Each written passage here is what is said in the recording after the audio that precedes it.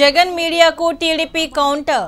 అన్ని రికార్డులను మీరు బయట పెడితే అప్పుడు ఎవరు కుసంస్కారో ఎవరు ఏ రకంగా మాట్లాడుతుందో కూడా ఈ రాష్ట్ర ప్రజలకు తెలుస్తుంది. సాక్షి పత్రికలో సాక్షి ప్రసార సాధనంలో పనిచేసే కొంతమంది వాళ్ళు జర్నలిస్టులు కాదు సార్, జఫాలని.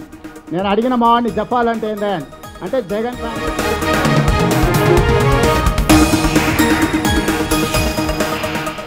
కేసీఆర్ పై కఠిన చర్యలు తీసుకోవాలి. వాళ్ళ సొంత అవసరాల కోసం మా జీవితాలతో ఆడుకున్నారు, మా జీవితాల్ని పెట్టుబడిగా పెట్టి వ్యాపారం చేస్తారు. వేర్పాటువాదంతో వారి రాజకీయ అందరికాలని చెప్పి కూడా ప్రజల్ని విడదీసి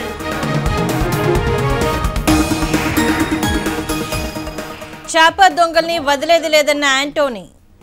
Whoever is found guilty, Indians or foreigners, we will take strongest action against them. They will have to pay the price for their lapses. Nobody will be spared. Nobody will be spared. That is our approach all through. Immediately after the report we saw.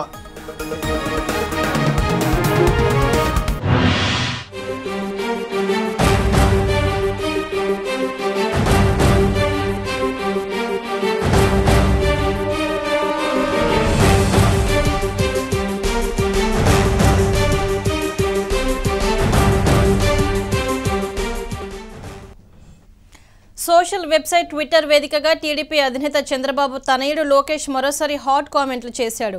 Congress టార్గెట్గా సంచలన కామెంట్లు post చేశాడు. తన తండ్రి పాదయాత్ర 1000 కిలోమీటర్లు పూర్తి కాగానే కాంగ్రెస్ బలహీనమైన నగదు బదిలీ పథకాన్ని ప్రకటించిందని ఎద్దేవా చేశాడు. 2000 కిలోమీటర్లు ముగియగానే రుణమాఫీ చేస్తామని ముందుకొచ్చిందని విమర్శించాడు. మీకోసం యాత్ర ప్రకంపనలు ఢిల్లీలో కనిపిస్తున్నాయని లోకేష్ కామెంట్ చేశాడు.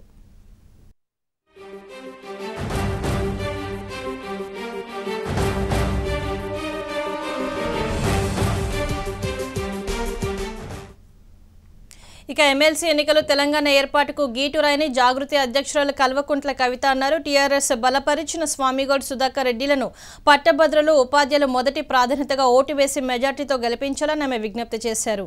సమైక్యవాదుల చెంప చెల్లుమనిపించేలా మేధావిలోకం తీర్పునివ్వాలని కోరారు. ఎమ్మెల్సీ ఎన్నికలో ఎస్టీయూ అభ్యర్థులకు బీజేపీ మద్దతు ఇవ్వడాన్ని తప్పుపట్టిన కవిత నిర్ణయాన్ని పునఃసమీక్షించుకోవాలని సూచించారు. ఒక పక్క తెలంగాణ రాష్ట్ర సమితి 2001 నుండి ఇప్పటి వరకు ఎప్పుడు అవసరమైతే అప్పుడు పదవీ త్యాగాలు చేసి తెలంగాణ ఆకాంక్షను దేశవ్యాప్తంగా తెలియజేసేటటువంటి ప్రయత్నం చేసినటువంటి పార్టీ తెలంగాణ రాష్ట్ర సమితి.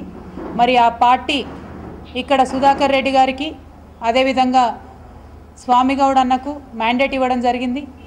మొన్నటికి మొన్న జరిగినటువంటి సహకార సంఘ ఎన్నికల్లో మరి ఎప్పుడైనా కూడా ప్రభుత్వాలకు అనుకూలంగా వచ్చేటటువంటి ఆ రిజల్ట్స్ను కూడా పట్టుకొని లగడపాటి రాజగోపాల్ లాంటి వాళ్ళు ఎక్కడిది తెలంగాణ వాదం అని అడుగుతున్నటువంటి పరిస్థితిని మనం చూస్తున్నాం. తెలంగాణ బిడ్డల ఫ్యూచర్ కోసం పనిచేసేటటువంటి తెలంగాణ రాష్ట్ర సమితి మ్యాండేట్ ఇచ్చినటువంటి అభ్యర్థులను స్వామిగౌడ్ గారిని అదేవిధంగా సుధాకర్ రెడ్డి గారిని కూడా ప్రథమ ప్రాధాన్యత ఓటుతోని గెలిపించవలసిందిగా కరీంనగర్ జిల్లాలో ఉన్నటువంటి పట్టభద్రులకు, టీచర్స్కు, మేధావులందరికీ కూడా విజ్ఞప్తి చేస్తూ ఉన్నాం.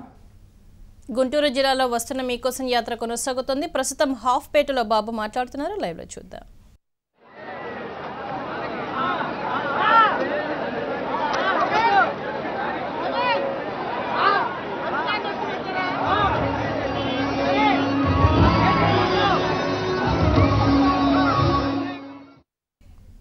గుంటూరు జిల్లాలో వస్తున్న మీకోసం యాత్రకు ప్రజలు బ్రహ్మరథం పడుతున్నారు. ప్రజల నుంచి వస్తున్న స్పందనను చూసి బాబు మరింత ఉత్సాహంగా ముందుకు సాగుతున్నారు. తాను చేపట్టిన పాదయాత్ర పేదల కోసమేనని చెప్పుకొచ్చారు. తాను ఏ నిర్ణయం తీసుకున్నా ప్రజల కోసమే అన్నారు. రాష్ట్రాన్ని కాంగ్రెస్ నేతలు భ్రష్టు పట్టించారని మండిపడ్డారు. టీడీపీ అధికారంలోకి వస్తే మళ్లీ మంచి రోజులు వస్తాయని భరోసా ఇచ్చారు. 1-2000 కిలోమీటర్లు నిన్న గుంటూరులో ఎన్టీఆర్ స్టాచ్యూ దగ్గర పూర్తి చేసుకుని మొదటి రాత్రి మీ ఊర్లో ఉన్నాం. ఉప్పలపాడు తెలుగుదేశం పార్టీకి కంచుకోట, ఇది ఎప్పుడూ మర్చిపోలేదు. ఈ రోజు నేను వచ్చింది కూడా పేద ప్రజల కోసం, రైతుల కోసం వచ్చాను. ఈ రోజు 63 సంవత్సరాల వయసులో పాదయాత్ర చేశానంటే అది కూడా చాలా మంది అనుకున్నారు ఇది చేయలేడు, ఒక 2 రోజులు చేసి ఏదో సాగు చెప్పి తప్పించుకుంటారని కూడా చాలా మంది కలలుగన్నారు. కానీ నేను నా జీవితంలో ఒకటే గుర్తుపెట్టుకోండి, ఒక పని అనుకుంటే అది సాధించే వరకు నిద్రపోయే సమస్య లేదు. అది నేను ఎప్పుడు అలవాటు చేస్తాను క్రమశిక్షణ. ఈ రోజు నేను పాదయాత్ర పెట్టింది, ఈ రోజు రాష్ట్రంలో పరిపాలన పూర్తిగా గాడి తప్పింది. అవినీతి పరిపాలన, రాక్షస పాలన ఎక్కడికక్కడ దేశాన్ని రాష్ట్రాన్ని నాశనం చేస్తున్నారు. దీనివల్ల రైతులు మొత్తం చితికిపోయారు. అదే మరిగా పేదవాళ్లకు చాలా ఇబ్బందులు వచ్చాయి. కరెంటు ఛార్జీలు పెరిగిపోయినాయి, గ్యాస్ ఛార్జీలు పెరిగాయి, గ్యాస్ దొరకదు, నిత్యావసర వస్తువుల ధరలు పెరిగిపోయినాయి, పెట్రోల్ డీజిల్ పెంచేసి ఎక్కడికక్కడ ఈ రోజు మీరు చూస్తే పేదవాళ్ళందరూ ఎక్కడ ప్రయాణం చేయాలన్నా కష్టాలు వచ్చే పరిస్థితి వచ్చింది. ఇవన్నీ చూసిన తర్వాత మీలో ఒక చైతన్యం తేవాలి. ఒక బాధ్యత కలిగిన నాయకుడుగా 30 సంవత్సరాల రాజకీయాల్లో ఉన్నాను. ఎవరికి దక్కని గౌరవం 9 సంవత్సరాలు ముఖ్యమంత్రిగా ఉండే అవకాశం ఈ రాష్ట్రంలో మీరు ఇచ్చారు. 2 సార్లు ప్రతిపక్షంలో పోరాడాను. అయితే ఈ రోజు నేను వచ్చింది మళ్ళీ మీకు అండగా ఉంటానని చెప్పడమే కాకుండా మీలో ఒక చైతన్యం తీసుకొచ్చి రాబోయే రోజుల్లో మళ్ళీ పరిపాలన ఘాట్లో పెట్టి మన పిల్లల భవిష్యత్తు బంగారు భవిష్యత్తు చేయాలని ఉద్దేశంతో వచ్చాను.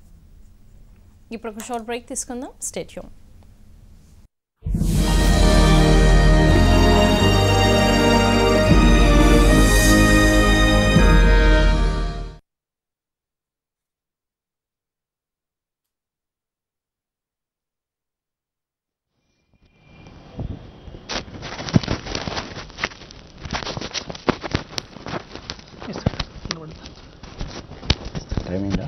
అయిపోయింది సార్.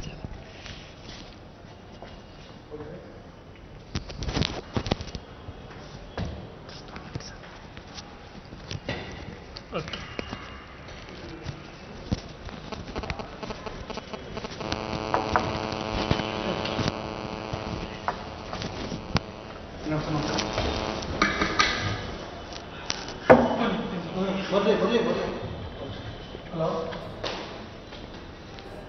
ఏమై కన్నా ఓకే ఓకే ఒక్క నిమిషం లైన్లో ఉండండి.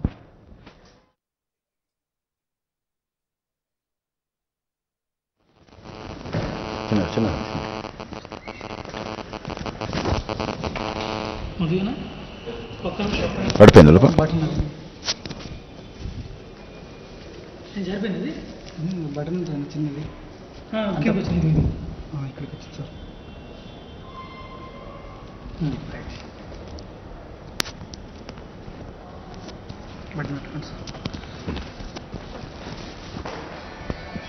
వచ్చింది, ఫోన్ వచ్చింది.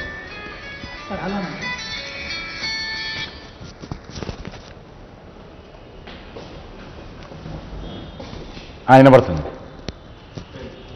జేబులో పెట్టేది, జేబులో పెట్టు. My texting 1 2 3. Testing 1 2 3. Thank you sir. Okay అండి. Okay okay.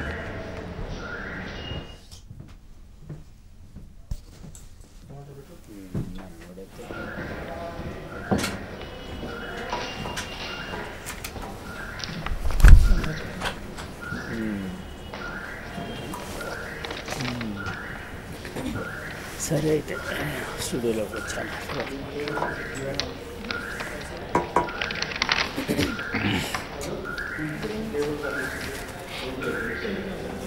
చాలా దూరం ఇట్టేసారు. అది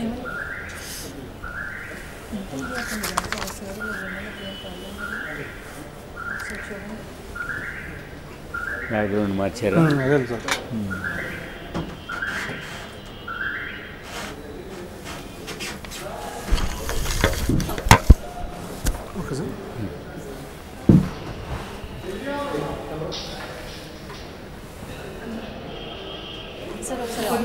ఒకసారి వారితో మాట్లాడండి సార్. కిషన్ రెడ్డి గారు ఉన్నారు.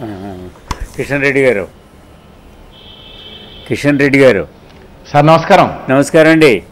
రెడీగా ఉన్నారా సార్? నమస్కారం. నమస్తే అండి. నమస్తే. ఓకే మాట్లాడదాం. రెడీగా ఉన్నాను సార్. ఓకే అండి, మాట్లాడతామండి. Thank you. మధ్యలో బ్రేక్స్ ఏం లేవు కదా రాజు?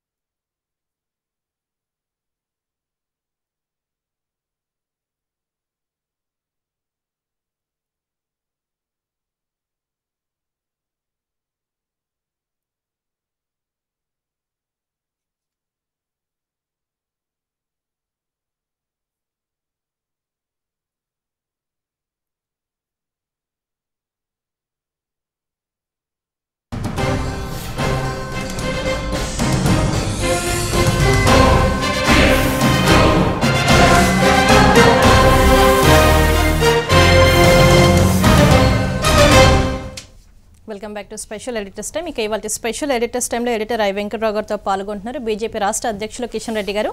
నమస్కారం అండి. వెంకట్రావు గారు మీతో మాట్లాడతారు. కిషన్ రెడ్డి గారు నమస్కారం అండి. నమస్కారం అండి. కంగ్రాచులేషన్స్ మరొకసారి మీరు మరొకసారి రాష్ట్ర బీజేపీ అధ్యక్ష పదవిని చేపట్టారు. అందువల్ల మీకు అభినందనలు. చాలా ఛాలెంజింగ్గా ధన్యవాదాలు సార్. వచ్చే రోజులు చాలా సవాళ్ళు ఛాలెంజింగ్గా ఉండబోతున్నాయి. సో పదవి వచ్చిన దానికన్నా కూడా పదవి పెట్టే పరీక్షలు ఎక్కువ కనబడుతున్నాయి. మీరు చాలా సంతోషంగా ఇష్టంగా తీసుకున్నారా పదవి, లేకపోతే ఏమన్నా మనకు ఏమన్నా తేడా ఉందా? కొంచెం అయ్యే ముందు నాకేం ఇంట్రెస్ట్ లేదన్నట్టుగా ఏదో ఉన్నట్టున్నారు, అట్లా ఉందా? ఏం లేదా? వ్యక్తిగతంగా ఏ రకమైనటువంటి అభిప్రాయం ఉన్నప్పటికీ పార్టీ రాష్ట్ర నాయకులు జాతీయ నాయకులు ఆలోచించి ఏ ఆదేశం ఇచ్చినా ఆదేశాన్ని పాటించాల్సినటువంటి బాధ్యత నాలాంటి కార్యకర్త మీద ఉన్నది కాబట్టి ఇప్పుడు అవన్నీ చర్చించుకోవడం కూడా బాగుండదు. అంతేనా? ఒకసారి యుద్ధంలో దిగిన తర్వాత మళ్ళీ మా పార్టీలో ఒకటేంటంటే బీజేపీ సంబంధించినంత వరకు మా పార్టీలో ఒక పద్ధతి ఉన్నది, పార్టీ ఫస్ట్ పర్సన్ నెక్స్ట్ అని. పార్టీ ముందు వ్యక్తి తర్వాత, అన్నిటికంటే ముందు దేశము, ఆ తర్వాత పార్టీ, ఆ తర్వాత వ్యక్తి.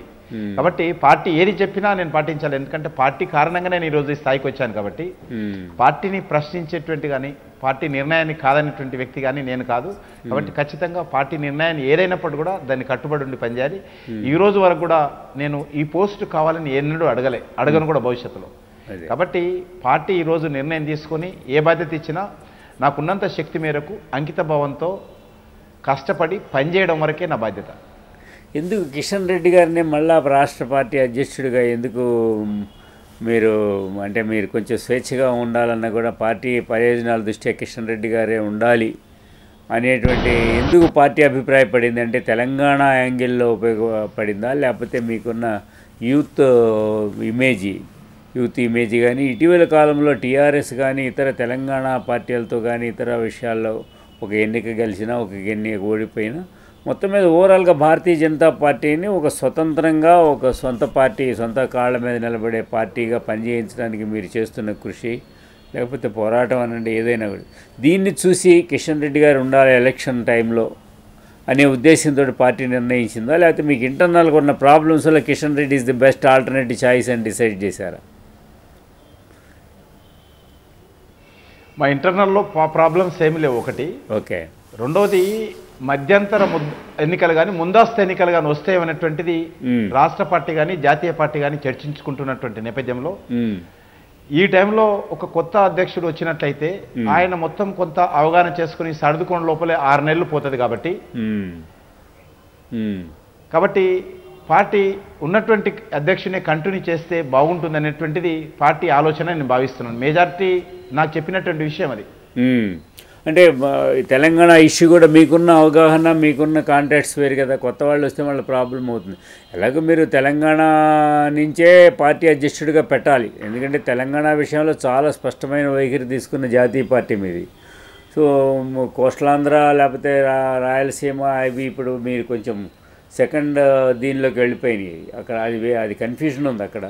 బట్ ఇక తెలంగాణలో అయితే మీరు క్లారిటీ ఉంది, దాన్ని అడ్వాంటేజ్కి తీసుకోవడానికి తెలంగాణ లీడరే మీకు పార్టీ ప్రెసిడెంట్ వల్ల ఉండాలన్నప్పుడు కిషన్ రెడ్డి గారు is the best choice for 2 reasons. ఒకటేంటంటే ఆల్రెడీ మీరు అన్నట్టు ప్రెసిడెంట్గా ఉన్నారు, కొంత వర్క్ చేస్తున్నారు, అసెంబ్లీలో వర్క్ చేస్తున్నారు, బయట వర్క్ చేస్తున్నారు ఒకటి. రెండవది మీకు మిగతా లీడర్షిప్ అంతా కూడా జగన్మోహన్ రెడ్డి చూసినా, కిరణ్ కుమార్ రెడ్డి చూసినా, ఇంకోళ్ళు చూసినా కొత్త లీడర్షిప్ అంతా యంగ్ లీడర్షిప్ వస్తుంది. ఆ యాంగిల్లో చూసినా Kishan Reddy is the right choice అనుకోవచ్చా?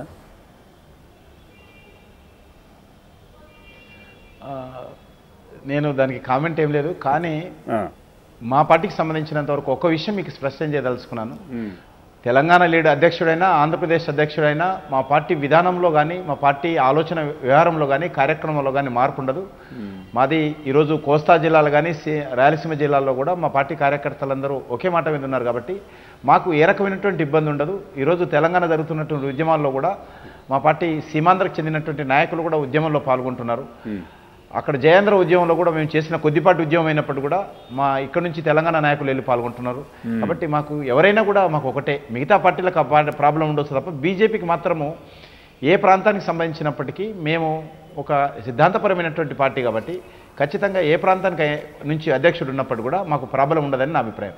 కిషన్ రెడ్డి గారు, మీరు ఇంత స్పష్టమైన వైఖరి తీసుకున్నారు తెలంగాణ ఏర్పాటు విషయం. తెలంగాణ, ఆంధ్ర 2 రాష్ట్రాలు అనేది 3 రాష్ట్రాలు అంటే కూడా దానికి మీకు అభ్యంతరం ఉండకపోవచ్చు, ఎలాగో చిన్న రాష్ట్రాలు తీర్మానం చేశారు కాబట్టి. బట్ మీరు ఒక అడుగు ముందుకేసి ఎవ్వరు చేయని పైన ఒక పని చేసి ఉండొచ్చు కదా. మీరు 3 ప్రాంతాలకి 3 పార్టీ శాఖలు ఏర్పాటు చేసి, పార్టీ అధ్యక్షులను ఏర్పాటు చేసి, కార్యవర్గాలను చేసి, ఆల్రెడీ పార్టీ పరంగా 3 రాష్ట్రాలు 2 రాష్ట్రాలను ఏర్పాటు చేసి ఉండొచ్చు కదా. మీరు ఎందుకు ఆ ఇనిషియేటివ్ తీసుకోలేదు? ఏమిటి ప్రాబ్లమ్స్ అందులో? అది చర్చించాము, జాతీయ స్థాయి నాయకులతో చర్చించాము, రాష్ట్ర పార్టీ నాయకులతో చర్చించాము. కొంత మెజార్టీ ఏకాభిప్రాయం వచ్చినప్పుడు కూడా రేపు తెలంగాణ విషయంలో ఒక ఆల్ పార్టీ మీటింగ్ పెట్టినప్పుడు కానీ, ఏదైనా ఒక చర్చ వచ్చినప్పుడు కానీ, నిర్ణయాలు తీసుకునేటప్పుడు కొంత రోజువారీ వ్యవహారంలో ఇబ్బందులు వస్తాయనేటువంటిది పార్టీ ఆలోచన. కాంగ్రెస్ పార్టీ ఈరోజు తెలంగాణ ఇస్తుందా ఇవ్వదా, ఎప్పుడు ఇస్తుందో, ఎన్ని రోజులు పడుతుందో అనేటువంటి విషయం. అందుకోసం ఇప్పుడు ఏం చేశామంటే, తెలంగాణ ఉద్యమానికి సంబంధించి తెలంగాణ పోరాటం చేయడం కోసం ఒక ప్రత్యేకమైనటువంటి కమిటీ ఏర్పాటు చేస్తున్నాము. సీమాంధ్రకు సంబంధించినటువంటి ఉద్యమం చేయడం కోసం ఒక ప్రత్యేకమైనటువంటి పటిష్టమైనటువంటి కమిటీ ఇప్పుడు వేయబోతున్నాం మార్చిలో. కాబట్టి 2 కమిటీలు ఏర్పాటు చేసి, అవి స్టేట్ పార్టీ కమిటీ కిందనే ఈ 2 ప్రాంతాలకు సంబంధించినటువంటి ప్రజల ఆకాంక్షలను దృష్టిలో పెట్టుకొని పోరాటాలు చేయాలి అనేటువంటిది, దాన్ని ఉద్ధృతం చేయాలనేటువంటి ఆలోచనతో ముందుకెళ్తాం. ఆంధ్రప్రదేశ్కి చాలా ఇంపార్టెన్స్ ఇస్తుంది కాంగ్రెస్. ఇక రాయలసీమ చెప్పండి మీరు చెప్పండి కిషన్ రెడ్డి. రాయలసీమకు సంబంధించి కూడా ఈరోజు రాయలసీమకు సంబంధించి కూడా బీజేపీలో ఇంతవరకు చర్చ జరగలేదు. రాయలసీమ ప్రజలు ఆ రకమైనటువంటి ఆలోచన వచ్చినప్పుడు ఖచ్చితంగా రాయలసీమ ప్రజల యొక్క మనోభావాలను భారతీయ జనతా పార్టీ గౌరవిస్తుంది తప్ప ఇమీడియట్గా, ఎందుకంటే రాష్ట్ర పార్టీలో కానీ జాతీయ పార్టీలో కానీ, మా పార్టీ కాదు, కాంగ్రెస్ పార్టీ కానీ, తెలుగుదేశం పార్టీ కానీ, లేకపోతే సిపిఐ పార్టీ కానీ రాయలసీమ విషయంలో ప్రత్యేక రాష్ట్రం కావాలని ఇంతవరకు చర్చ జరగలేదు. ఆ రకమైనటువంటి చర్చ వచ్చి ప్రజల నుంచి ఒత్తిడి వచ్చినప్పుడు తప్పకుండా భారతీయ జనతా పార్టీ ఆలోచన చేస్తే తప్ప ఇప్పటి వరకు మేము 2 రాష్ట్రాలకే రాష్ట్ర పార్టీ తీర్మానం చేసింది, 2 రాష్ట్రాలకే జాతీయ పార్టీ తీర్మానం చేసింది, 2 రాష్ట్రాలు ఏర్పాటు చేస్తామని కాంగ్రెస్ పార్టీ December 9th నాడు 2009లో ప్రకటించింది. కాబట్టి ఇప్పటివరకు అదే ఆలోచన చేస్తున్నాం. భవిష్యత్తులో పరిస్థితులను బట్టి మార్చుకుంటాం. కిషన్ రెడ్డి గారు, అంటే కాంగ్రెస్ పార్టీ కానీ, మీ పార్టీ కానీ, టీడీపీ కానీ, మరో పార్టీ కానీ తెలంగాణ రాష్ట్రాన్ని 2గా విభజించాలని చెప్పేసి కేంద్రాన్ని కోరుతున్నారు. అది రాజ్యాంగపరమైంది, పార్లమెంటు పరమైంది, అసెంబ్లీ పరమైంది, చట్టబద్ధమైంది అయ్యింది. బట్ పార్టీ పరంగా మీరు చెప్పేటువంటి సిద్ధాన్ని అమలు చేయడానికి ప్రాబ్లం ఉండకూడదు కదా. ఏ పార్టీ అయినా సరే తెలంగాణకు ఒకసారి అనుకూలంగా తీర్మానం చేసిన తర్వాత, చిన్న రాష్ట్రాల కింద మీ పార్టీ ఒక విధానపరమైన నిర్ణయం తీసుకున్న తర్వాత పార్టీ శాఖలను ఏర్పాటు చేసుకోవడానికి ప్రాబ్లం ఏముంది? సో దట్ మీకు ఒక అడుగు ముందుకు పడినట్టు ఉంటుంది కదా తెలంగాణ ఏర్పాటు విషయంలో కానీ, లేకపోతే ఇంకో స్టేట్ ఎక్కడైనా సరే, ఆంధ్రప్రదేశ్ అనే కాదు, ఒక మీ పార్టీని విభజించి శాఖలుగా ఏర్పాటు చేసి, లేదా ఒక రాష్ట్రంగా ఉంది కాబట్టి ఈ శాఖలన్నీ కలిపి ఒక ఆంధ్రప్రదేశ్ అధ్యక్షుడిలాగా పెట్టుకోవడం కానీ, అట్లా ఏదైనా ఆటానమీలాగా ఇచ్చి చేసుకుంటే మీకు ఒక అడుగు ముందుకు పడినట్టు ఉంటుంది కదా. ఇప్పుడు మీరు అన్నట్టు ఆంధ్రప్రదేశ్ అధ్యక్షుడుగానే స్టేట్ కమిటీ ఉంటూ 2 ఉద్యమ కమిటీలు ఏర్పాటు చేస్తాం. ఇప్పుడు పటిష్టమైనటువంటి కమిటీలు ఏర్పాటు చేస్తాం. ఉదాహరణకు పోలవరానికి సంబంధించిన సమస్య ఉంది. ఇక్కడ మా వరంగల్ జిల్లా వాళ్ళు పోలవరం అసలు కట్టొద్దంటారు, అక్కడ మా పార్టీ కట్టాలంటది. మేము స్టేట్ పార్టీ కూడా ఒక రకమైన నిర్ణయం తీసుకున్నాం, ఇటు అటుగా. కాబట్టి అటువంటి సమస్యలు వచ్చినట్లయితే మిగతా పార్టీకి మా పార్టీకి తేడా ఉండదు. ఆ 2 కమిటీలు ఏర్పాటు చేసినట్లయితే ఈ రకమైన అనేక సమస్యలు వచ్చేటువంటి అవకాశం ఉంటుంది అనేటువంటిది మేము ఆలోచన చేస్తున్నాం. కాబట్టి ప్రభుత్వము తెలంగాణ ఇవ్వాలని తీర్మానం చేసిన రోజు వెంటనే 2 కమిటీలు ఏర్పాటు చేస్తాం తప్ప అంతవరకు కొంత అనేక రకాల ఇబ్బందులు వస్తాయి. రేపు ఆంధ్రప్రదేశ్ ప్రభుత్వము పోలవరం సమస్య మీద ఆల్ పార్టీ మీటింగ్ పిలిచినప్పుడు ఎవరు వెళ్ళాలి, ఒక అధ్యక్షుడు వెళ్ళాలన్నప్పుడు. కాబట్టి ఈ రకమైనటువంటి కొన్ని సున్నితమైనటువంటి సమస్యలు, ఇబ్బందులు ఏర్పడతాయనేటువంటి ఆలోచనతో కొంత ఆలోచన చేశాను తప్ప మా పార్టీ 2 శాఖలు ఏర్పాటు చేయడానికి మాకు ఇతరత్ర ఏ రకమైనటువంటి ఇబ్బందులు లేవు. అందుకోసమే 2 కమిటీలు, ఉద్యమ కమిటీలు, పటిష్టమైనటువంటి కమిటీలు వేస్తాం. ఈ తెలంగాణకు సంబంధించి వచ్చే వరకు కొంత ముఖ్యమంత్రి గారు కొంత చర్చలు జరుగుతున్నారు. కాంగ్రెస్ పార్టీ ముఖ్యమంత్రి గారితో చర్చలు అయిపోయినాయి. తర్వాత పీసీ ప్రెసిడెంట్ పిలిచారు, ఆయనతో చర్చలు అయిపోయినాయి. మరొకసారి వెళ్తానంటున్నాడు ఆయన కొంతమందిని కలవడానికి. మళ్ళీ వివిధ ప్రాంతాలు కాంగ్రెస్ పార్టీ సమస్యగా ఇప్పుడు తెలంగాణ కొంత ఒక స్పష్టత వచ్చింది. మిగతా పార్టీలన్నీ పక్కకి వెళ్ళి కాంగ్రెస్ పార్టీ తేల్చాలి, కాంగ్రెస్దే బాధ్యత, ఇప్పుడు కాంగ్రెస్దే ఆలస్యం, అస్పష్టత ఉంది కాంగ్రెస్ పార్టీకి అనేటువంటి ఒక వైఖరి అయితే వచ్చింది. దీన్ని మీరు ఎలా చూస్తున్నారండి? ఇది ఒక రాజకీయ ప్రక్రియలాగా చూస్తున్నారా? కాంగ్రెస్ పార్టీ అంటే రాజకీయ ప్రయోజనాలు ఎన్నికల కోసము లేదా బడ్జెట్ సెషన్ కోసం జరుగుతున్న ప్రక్రియగా చూస్తున్నారా? నిజంగా తెలంగాణ ఇవ్వడానికి నిజాయితీగా ఇవ్వడానికి కాంగ్రెస్ పార్టీ ఒక ఎక్సర్సైజ్ చేస్తుంది. సో దీని తర్వాత బడ్జెట్ సెషన్ ముందు కానీ బడ్జెట్ సెషన్ జరుగుతున్న సమయంలో కానీ ఏదో విధంగా తెలంగాణ మీద కేంద్రం ఒక నిర్ణయం తీసుకోబోతుందని మీ పార్టీ నమ్ముతుందా? ఎలాంటి నిర్ణయం వస్తుందని మీకు జాతీయ పార్టీగా ఢిల్లీలో ఉన్నటువంటి అభిప్రాయం ఏ విధంగా ఉందండి? కాంగ్రెస్ పార్టీ మొదటి నుంచి కూడా డిసెంబర్ 2009 నాడు ప్రకటించినప్పుడు కూడా కాంగ్రెస్ పార్టీ అభిప్రాయంతో ప్రకటించారు, మళ్ళీ వెనకడుగు వేశారు. శ్రీకృష్ణ కమిటీ వేశారు, మేము అప్పుడే చెప్పాం శ్రీకృష్ణ కమిటీ వేయడంతో ఏమి లాభం జరగదు. కాంగ్రెస్ పార్టీ స్టాండ్ తీసుకోకుండా, కాంగ్రెస్ పార్టీ అభిప్రాయం చెప్పకుండా జస్ట్ శ్రీకృష్ణ ఏం చెప్పగలుగుతారని చెప్పి మేము బైకాట్ చేశాం. మొన్న డిసెంబర్ 28 కూడా ఢిల్లీలో జరిగినటువంటి మీటింగ్ అప్పుడు కూడా కాంగ్రెస్ పార్టీ నిలదీశాం. అందులో చెప్పాడు మంత్రి గారు, కేంద్ర మంత్రి గారు, నేనే స్వయంగా అడిగాను మీ పార్టీ స్టాండ్ అంటే మా పార్టీ బైఫర్కేషన్కి అనుకూలంగా, ఇంకా మీకు చర్చ ఎందుకు అన్నాడు ఆయన. కాబట్టి మళ్ళీ ఇంకా కాంగ్రెస్ పార్టీలో ఇంటర్నల్ చర్చిస్తున్నారంటే నాకు తెలిసినంత వరకు కాంగ్రెస్ పార్టీకి సంబంధించి సోనియా గాంధీ గారు తెలంగాణ విషయంలో మరింత జటిలం చేస్తున్నది తప్ప ఆ సమస్య పరిష్కారం చేయాలని ఆలోచించలేదు. ఎంతసేపు మా అబ్బాయి అంటే రాహుల్ గాంధీ గారు ప్రధానమంత్రి కావడం కోసము సీమాంధ్ర నుంచి ఎంతమంది ఎంపీలు గెలుస్తారు, తెలంగాణ నుంచి ఎంతమంది ఎంపీలు గెలుస్తారు, ఎంతమంది అల్టిమేట్గా ఆంధ్రప్రదేశ్ నుంచి కేంద్రంలో ప్రభుత్వం ఏర్పాటు చేయడం కోసం వచ్చేటువంటి పార్లమెంట్ ఎన్నికల్లో ఉపయోగపడతారనేటువంటి ఆలోచనే తప్ప కాంగ్రెస్ పార్టీకి మరే ఆలోచన లేదు. ఈరోజు మీరు ఇక్కడ 1000 మంది ఆత్మహత్యలు చేసుకున్నా మాకు సంబంధం లేదు, సీమాంధ్రలో ఎంత ఉద్యమాలు చేసినా మాకు సంబంధం లేదు, మాకు ఎవరు ఎంపీలు వస్తారనే ఆలోచనే తప్ప మరి ఆలోచన లేదని కనిపిస్తుంది. కాంగ్రెస్ పార్టీకి ఏమాత్రం తెలివి ఉన్నా, రాజకీయమైనటువంటి పరిజ్ఞానం ఉన్నా, నిజంగా లోక్సభ ఎన్నికల్లో వాళ్ళకి లాభం చేకూరాలనుకున్నా కూడా నిర్ణయం ఏదో ఒకటి ప్రకటించాలి. ఈ రకంగా ఇటు అటు కాకుండా ఉంటే 2 దిక్కులా కాంగ్రెస్ పార్టీ తుడుచుకుపెట్టబోతుంది. అంటే సోనియా గాంధీ గారు అనుకూలంగా ఉన్నారు, రాహుల్ గాంధీ వ్యతిరేకంగా ఉన్నారు తెలంగాణకి, అందువల్ల కొంత ఎక్సర్సైజ్ జరుగుతుంది. ఏమిటి దాని కాన్సిక్వెన్సెస్ ఏంటి, తెలంగాణ ఇస్తే ప్రాబ్లం ఏంటనేది ఎక్కువ ఎక్సర్సైజ్ చేస్తున్నారు. తెలంగాణ ఇవ్వడానికి అనుకూలంగా ఉన్నారని ఒక అభిప్రాయము తెలంగాణ వాదుల్లో, కాంగ్రెస్ వాదుల్లో కానీ ఇతరత్ర కానీ ఢిల్లీని జనపడుతుంది. అట్లాంటిది మీరు నమ్ముతున్నారా అట్లా ఉందనేది? సోనియా గాంధీ అనుకూలంగా ఉన్నారు, రాహుల్ గాంధీ వ్యతిరేకంగా ఉన్నారు, అట్లా. చాలా ముఖ్యమైన విషయం ఏంటంటే ఈ దేశ ప్రధానమంత్రిగా ఉన్నటువంటి మన్మోహన్ సింగ్ వారికి ఏం తెలియదు తెలంగాణ విషయంలో ఏం చేస్తున్నదో సోనియా గాంధీ ఏం చేయబోతున్నది.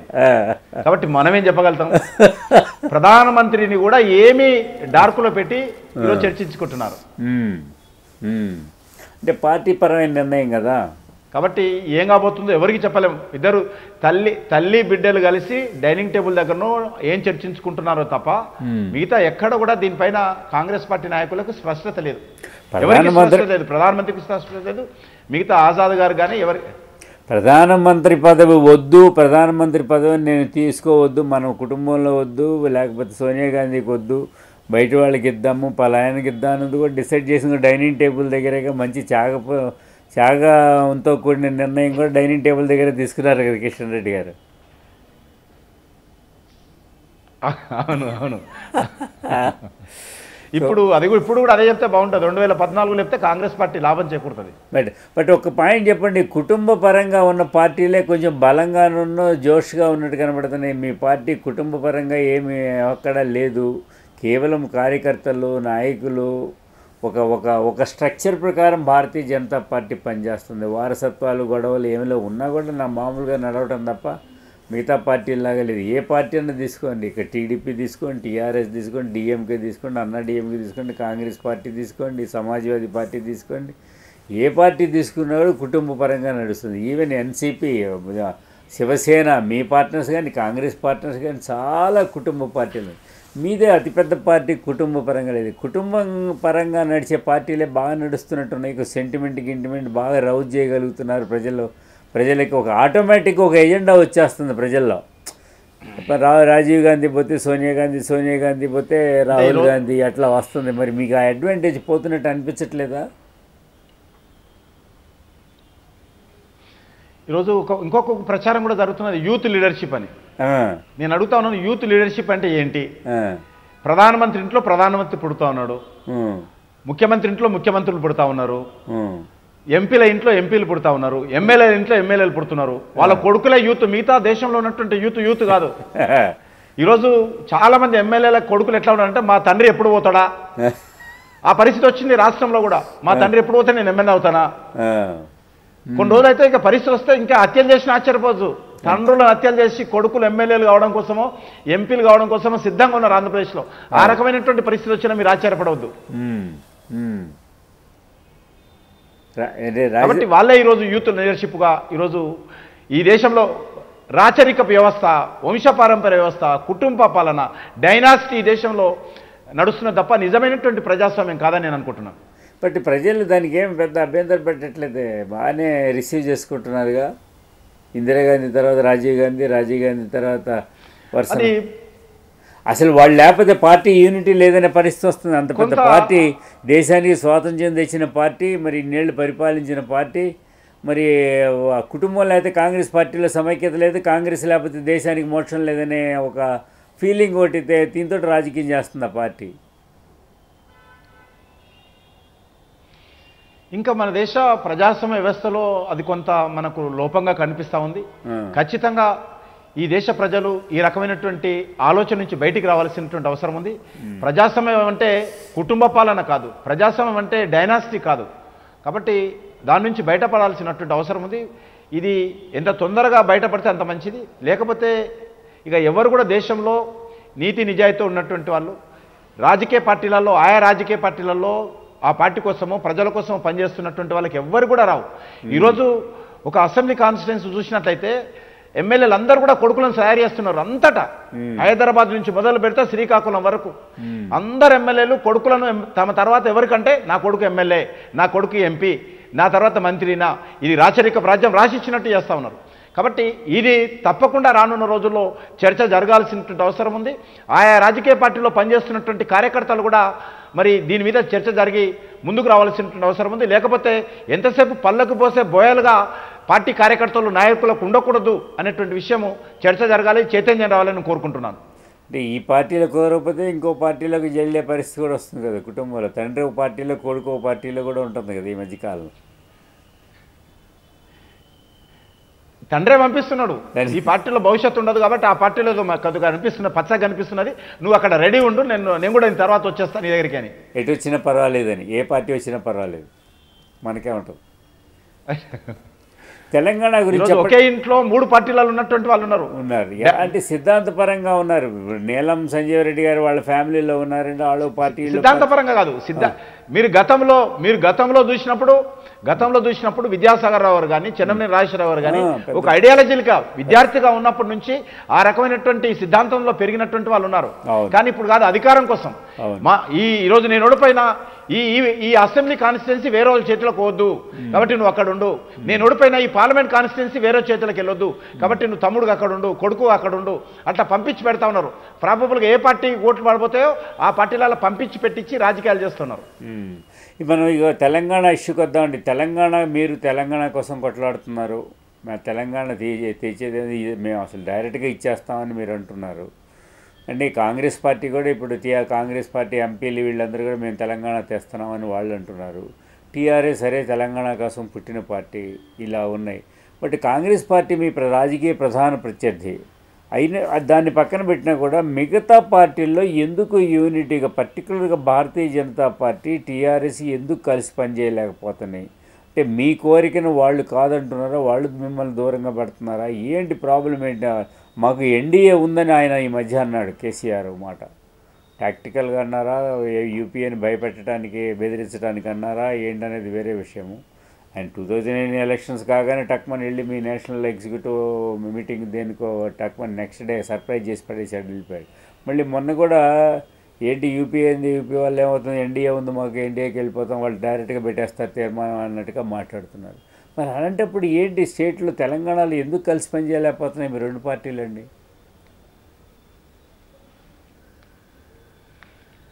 ఈ విషయంలో మీకు అందరికీ తెలుసు, భారతీయ జనతా పార్టీకి సంబంధించినంత వరకు మేము ఓట్లు సీట్లుగా ఆలోచన చేయడం లేదు. ఈరోజు ఎవరైనా తెలంగాణ పేరు మీద రాజీనామా చేస్తే బీజేపీలో చేరాలని మేము ఎవరిని కూడా బలవంతం చేయడం లేదు.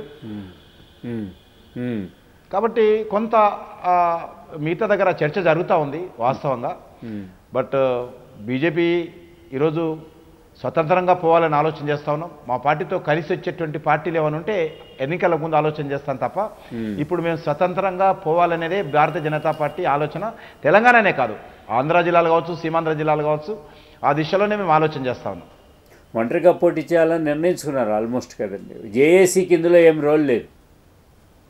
మేము జేఏసీ రోల్ ఉంటే మహబూబ్నగర్లో ఆ పరిస్థితి ఎందుకుంటుంది, జేఏసీ రోల్ ఉంటే పరకాల పరిస్థితి ఎందుకుంటుంది, జేఏసీ రోల్ ఉంటే ఈరోజు వరంగల్ మన కరీంనగర్ గ్రాడ్యుయేట్స్ కాన్స్టిట్యున్సీలో ఆ పరిస్థితి ఎందుకుంటుంది.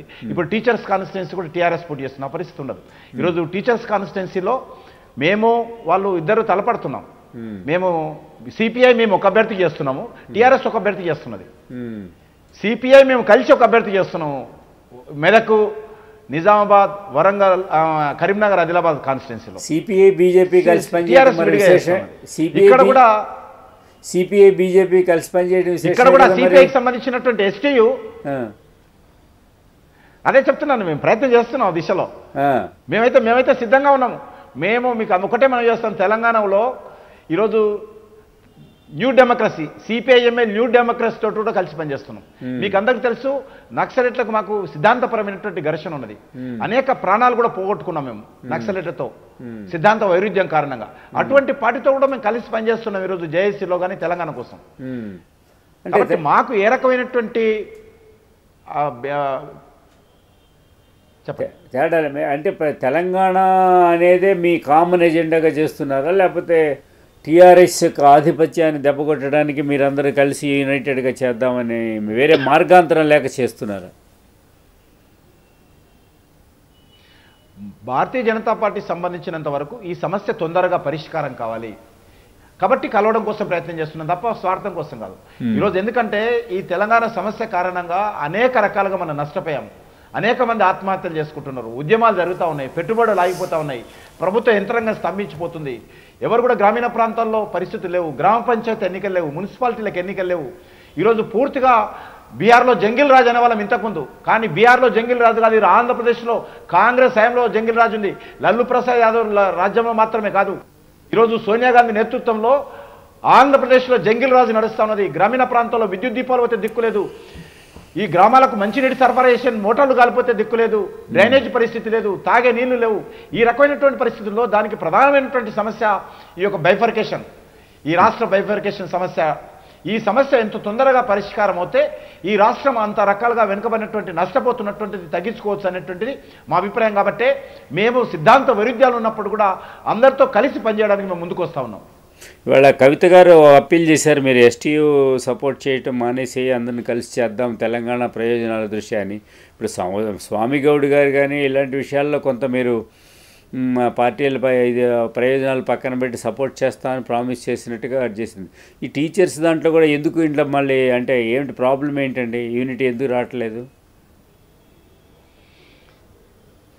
మీకున్నంత ఆలోచన ఆయా పార్టీలోకి ఉంటే సమస్య పరిష్కారం అవుతుంది. మీరు చేశారు పాపం, మీరు అడుగుతున్నారు. ఆ ఆలోచన ఆయా పార్టీలోకి ఉంటే ఇంతవరకు రాదు ఏది కూడా. ఏంటంటే మనమే రాజకీయాల్లో కొంత పట్టు విడుపులు ఉండాలి, కొంత పట్టింపులు కూడా. అంటే ఆమె మిమ్మల్ని అప్పీల్ చేస్తున్నారు కదా కవిత గారి, వాళ్ళ ఓపెన్గా పబ్లిక్గా అప్పీల్ చేసింది ఆమె. ఎస్టీయూ అభ్యర్థుల విషయంలో మీకు ఒక అప్పీల్ చేసింది ఆమె కవిత, మీరు చూసారా లేదు? కవిత గారు ఎవరండి అప్పీల్ చేయడానికి? క్యాండిడేట్లు వచ్చి అడగాలంటారా? కాబట్టి ఒక రాజకీయ పార్టీలు నిర్ణయం తీసుకున్నప్పుడు ఒక రాజకీయ పార్టీలు చర్చించుకోవాలి. ఇప్పుడు సమయం అయిపోయింది, అభ్యర్థులు నామినేషన్ వేశారు, ప్రచారాలు మొదలుపెట్టారు, ఏకపక్షంగా మీరు ప్రకటించుకున్నారు. ఇప్పుడు అప్పీల్ చేస్తే లాభం ఏంటండి? అభ్యర్థులంతా రంగంలో దిగి మా కోట్లేమని చెప్పినప్పుడు ఈరోజు టీచర్స్ ఉపాధ్యాయులంతా విడిపోయి ఎవరికి వారు వాళ్ళ అభ్యర్థుల కోసం ప్రచారం చేసుకుంటున్నటువంటి నేపథ్యంలో ఈరోజు అప్పీల్ చేస్తే లాభం ఏంటి? ఈరోజు ఖచ్చితంగా ఎస్టీయూ ఆపస్ అభ్యర్థి సపోర్ట్ చేసినటువంటి అభ్యర్థి ఇక్కడ గెలిచే అవకాశం ఉంది ఈ మెదక్, నిజామాబాద్, కరీంనగర్, ఆదిలాబాద్ జిల్లాలో. కాబట్టి ఈరోజు చర్చ వస్తున్నది, లేకపోతే అది కూడా రాదు. మేము పెద్ద మనసు చేసుకొని మేము స్వామిగౌడ్ ఉద్యోగ సంఘాల విజ్ఞప్తి మేరకు స్వామిగౌడ్కి సంబంధించినటువంటి మీద అభ్యర్థి పెట్టకూడదని మేము నిర్ణయించుకున్నాం. అవునండి, అవును. భారతీయ జనతా పార్టీకి పెద్ద స్ట్రెంగ్త్ ఉంటుంది గ్రాడ్యుయేట్స్లో కానీ జనరల్గా వచ్చినప్పుడు. గతంలో కూడా ఎమ్మెల్యే లేని టైంలో కూడా ఎమ్మెల్సీలు ఉన్నారు మీకు. రామారావు గారు వీళ్ళంతా అడిగారు కదా పట్టభద్రుల నుంచి, వెంకటరమణ రామారావు గారు వీళ్ళంతా. అందువల్ల మీకు బాగానే స్ట్రెంగ్త్ ఉంటుంది. దట్వే మీ పార్టీ చాలా ఇంపార్టెంట్ పార్టీ ఆ సెగ్మెంట్ దగ్గరికి వచ్చేటప్పటికి. కౌన్సిల్లో ఎక్కువ మంది రిప్రజెంటేషన్ ఆంధ్ర కానీ తెలంగాణ కానీ అక్కడే ఉండేవాళ్ళు కౌన్సిల్లో. యజ్ఞనారాయణ గారు కానీ లేకపోతే రామారావు గారు కానీ వీళ్ళందరూ కూడా. మరి మీ పార్టీని ఎందుకు పట్టించుకోవట్లేదంటారు ఈ విషయాల్లో? మీకు కూడా కొంత షేర్ చేసుకోవడానికి ఎందుకు సిద్ధపడటం లేదండి? తెలంగాణ కోసం కలిసి పోరాడదామంటారు, రాజకీయం వచ్చేటప్పటికి షేర్ చేసుకోవడానికి ఇష్టపడటం లేదు. ఎక్కడ తేడా వస్తుంది? ఎడిటర్స్ టైంలో ఇదే ప్రశ్న మీరు వాళ్ళని అడగాలి. అడుగుదాం. తెలంగాణ కోసమే మేము ఇది చేస్తున్నాం అంటున్నారు. మరి ఏం అందరూ తెలంగాణ కోసమే చేస్తున్నారు. మరి ఇక్కడ సీట్లు ఓట్లు కాదు ముఖ్యము, తెలంగాణ ముఖ్యం అంటున్నారు. వాస్తవానికి వచ్చేటప్పటికేమో అవే ముఖ్యమైపోతున్నాయి. అవి ఉంటే తప్ప తెలంగాణ రాదని అంటున్నారు. ఎక్కడ దీనికి ఎట్లా పొంతన ఎలా కుదురుతుంది? బీజేపీ సంబంధించినంత వరకు పెద్దలు మీకు మనవి చేస్తా ఉన్నాను. తెలంగాణ కోసం రాజీనామా చేసినటువంటి అనేకమైనటువంటి ఎమ్మెల్యే సీట్లు, ఎంపీ సీట్లలో మేము పోటీ పెట్టలేదు. అదేవిధంగా 2 సీట్లు మేము తెలంగాణకు సంబంధం లేనటువంటి సీట్లు పోటీ చేశాం. ఒకటి మహబూబ్ నగర్, ఒకటి పరకాల. ఒక సీట్లో మేము గెలిచాం, ఒకటి ఓడిపోయాం, అది వేరే విషయం. కానీ తెలంగాణ కోసం రాజీనామా చేసినటువంటి సీట్లలో మేము టీఆర్ఎస్ అభ్యర్థులందరినీ సపోర్ట్ చేసి మా ఓట్లు వేయించాము, మేము అభ్యర్థులను పెట్టలేదు. కాబట్టి మేము కమిట్మెంట్ తోటి తెలంగాణ విషయంలో అందరూ మా పార్టీలో చేరాలని. ఈరోజు ఎవరైతే కాంగ్రెస్లో ఉన్నటువంటి వాళ్ళు, టీడీపీలో ఉన్నటువంటి వాళ్ళు తెలంగాణ మీద ఉద్యమం చేసినటువంటి ఉద్యమకారుల మీద కేసులు పెడితే వాళ్ళని అనేక రకాలుగా వేధించినటువంటి వాళ్ళని కూడా అధికార పార్టీని అడ్డం పెట్టుకుని, పోలీసులు అడ్డం పెట్టుకుని వేధించినటువంటి వాళ్ళు కూడా టీఆర్ఎస్లో చేరి టీఆర్ఎస్ అభ్యర్థిగా జెండా పట్టుకొని జై తెలంగాణ అంటే అందరిని గెలిపించాం. మనసులో బాధ ఉన్నప్పుడు కూడా తెలంగాణ కోసం బయటకు వచ్చారనే ఉద్దేశంతో కార్యకర్తలను ఒప్పించి మెప్పించి ఓట్లు వేయించాం. కాబట్టి బీజేపీకి సంబంధించినంత వరకు మేము చాలా సిన్సియర్గా ఈ ఎన్నికల విషయంలో మేము ఎక్కడ కూడా ఏ రకమైనటువంటి స్వార్థం లేకుండా నిస్వార్థంగా పనిచేశాం. ఒక మహబూబ్ నగర్లో కూడా, ఎందుకంటే రాజేశ్వర రెడ్డి మా పాత కార్యకర్త, ఆయన చనిపోవడంతో మృత్యు కావడంతో ఆ సీటు ఏర్పడింది, అక్కడ పోటీ చేశాం. పరకాలలో కొంత పోటీ చేయాలి, అప్పటికే కొంత పరిస్థితులు మరి ఇద్దరి మధ్యలో కొద్దిగా భేదాభిప్రాయాలు వచ్చాయి కాబట్టి వచ్చాయి. అప్పుడు మీకు తెలుసు కొత్త బిచ్చగాళ్ళు వచ్చారని అన్నారు మమ్మల్ని మహబూబ్ నగర్లో. కాబట్టి ఇన్ని పరిస్థితులు వచ్చినప్పుడు కూడా మేము మనసులో పెట్టుకొని ఈరోజు జేఏసీకి సంబంధించి పరకాల్లో మాకు వ్యతిరేకం చేసి జేఏసీ మొత్తం పరకాల్లో టీఆర్ఎస్ చేసినప్పుడు కూడా మేము అన్ని కూడా ఏం పట్టించుకోలేదు. మేమే జేఏసీ మీద మేము అలగాల జేఏసీ మీద, టీఆర్ఎస్ అలిగింది జేఏసీ మీద, జేఏసీ వాళ్ళకి సపోర్ట్ చేసినాక కూడా. అంటే ఓవరాల్గా మనకి కనబడేది ఏంటంటే కేసీఆర్ నాయకత్వంలో, టీఆర్ఎస్ యొక్క నాయకత్వంలో తెలంగాణ పార్టీలు కానీ తెలంగాణ ప్రజా సంఘాలు కానీ అన్ని విధాలా పనిచేయాలి. వాళ్ళ నాయకత్వంలోనే, వాళ్ళ ఆధ్వర్యంలోనే, వాళ్ళ ఎజెండా ప్రకారం పనిచేయాలని కనబడుతుంది. దానికి భారతీయ జనతా పార్టీకి ఏమైనా అబ్జెక్షన్ ఉందా? నేను అనేది ఒకటే అండి, 2004లో మీరు కాంగ్రెస్ తోటి పనిచేశారు, 2009లో టీడీపీతో పనిచేశారు, 2004లో రాష్ట్రంలో కేంద్రంలో మంత్రులు అయ్యారు, ఎమ్మెల్యేలు అయ్యారు, ఎంపీలు అయ్యారు. కానీ లాభం జరగలేదు, తెలంగాణ రాలేదు.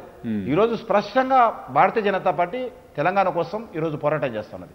తెలంగాణకు సంబంధించినటువంటి విషయంలో ఈ 3 సంవత్సరాల్లో నేను అద్వానీ గారిని కానీ, నితిన్ గడ్కరీ గారిని, సుష్మా స్వరాజ్ గారిని, లేకపోతే అరుణ్ జైట్లీ గారిని, మొత్తం జాతీయ నాయకత్వాన్ని, ఎన్డీఏ నాయకత్వాన్ని కూడా భాగస్వాములు చేశాను. అందరినీ ఒప్పించాము. ఉద్యమంలో అనేక జిల్లాల్లో జరిగినటువంటి తెలంగాణ పౌర సభల్లో పాల్గొన్నారు.